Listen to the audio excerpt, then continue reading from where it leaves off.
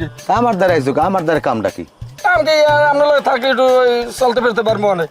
তুমি ফাও কথা কইও না আমার লাগে থা লাগবে না তোমারে আমি একটু চাকরি দিতে পারি তুমি যদি মানো এই চাকরি করে কিন্তু তোমার ভালো পয়সা ইনকাম হইবে কি চাকরি? তুমি ঢাকা যাইয়া কমলাপুর স্টেশনে যাইয়া নাইট ডিউটি করো ওইনে ভালো পয়সা পাবা দুলা ভাই আপনি রান তো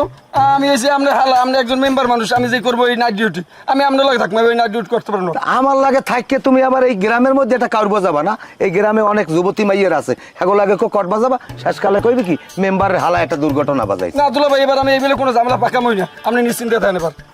আমি নিশ্চিন্তে থাকতে পারি তারপর তোমার বইনের অনুমতি লাগবে তোমার বইনের আমি জিগাইলে হেজতে অনুমতি দেয় তাহলে তুমি আমার লাগ থাকতে পারবা আরে আমি আপনার দ্বারা কই আইছি আমি কই পরে আপনার দ্বারা আইছি যাক হে যদি কইয়া আইয়ে থাও কোনো সমস্যা নেই এরপরও আমি জিগামো কিন্তু তুই যদি থাও তাহলে আমার একটা উপকার হইবে কারণ এই সালিসি ব্যবস্থা যাই করি দুই একজনের তো বিপক্ষে যায় বিপদকে গেলে হেরা একটু খেপা থাকে না তাই তোরে দেখলে আবার একটু পোতাই যাইবে হেলে আর কিছু করতে পারবে না যাই হোক তাই এখন একটা সালিসি আছে সালিসিরে আমার লাগে প্রথম টেরাইডা করি কিন্তু আমার লাগে থাকতে পারো তোমার কিন্তু দৈনিক 200 টাকা খরচা দেবো এই তো হইবে দুলা ভাই এটা একটা কথা কন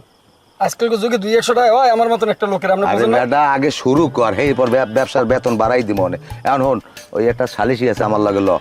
ওই যে বাইক নিয়ে আবার মামিরে লই গেছে এইটা একটা সালিসি দেই হন যেটা কিছু ধান্দা করতে পারিনি আয় আমার লগে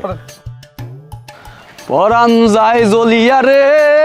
পরাণ যায় জ্বলিয়া রে ওরে কেমনে রাখি প্রাণ দিয়া তুই গান গাইতে গাইতে যাও কই মগে জমিতে যাবো তোকে জমি কই মগে জমি হয়েছে এটা কাগো তোমাকে জমি তা তোকে জমি তুই আমাকে জমিতে কাম ডাকি কি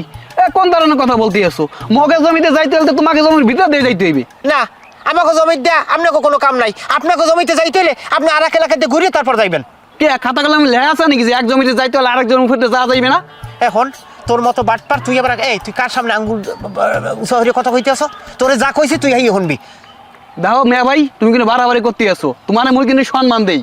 এমন কোনো কিছু কইরো না যে সম্মানের হানি ঘটে বুঝছো আমার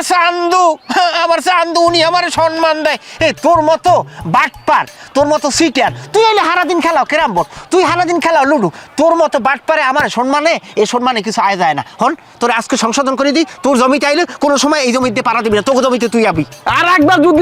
যদি মোর টাউট বাটবার উল্টো পাল্টা কথা তাহলে কিন্তু মোর মিজাজ গরম এমন কোনো ঝগড়া করা মোট নাই তুই ওই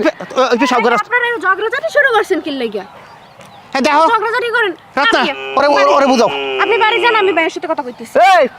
চুপ রইয়া কাঁচা গরম করে দেবো তার সাথে আবার তোর কি কি ক্লিয়ার কথা আমি কইতাছি তো আপনি বাড়ি যান আমি আইতেছি যান যান তাড়াতাড়ি আইবি আচ্ছা ঠিক আছে আমি এর কথায় কথায় টাউট মুই টাউট না দেখা দেখো হুসছে ছাড়া নাই হরে কেমন ভাইয়া নিজের মধ্যে এরকম করতেছেন কেন আপনারা মানুষে কি বলে মানুষে কি কইবে হেইরে তো আমি চিন্তা করি দেখো ওর সাই আমি বড় ও আমার দেখি আমার পাশে ভাইয়া ও গান গাইতে গাইতে টিসকেনি মেরে যায় হেকালে মেজাজটা কার না খারাপ হয় কও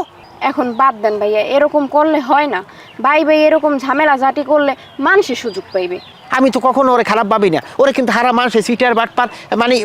ও তো জানো সারাদিন টনটনাই ঘুরিয়ে বেড়ায় না হ্যাঁ ক্যারামবোর্ড খেলায় না লুডু খেলে না তোমাকেও কানে নালিশ হয় না আমাকেও কানে নালিশ হয় না কি করবো ওই সিটার বাটপারে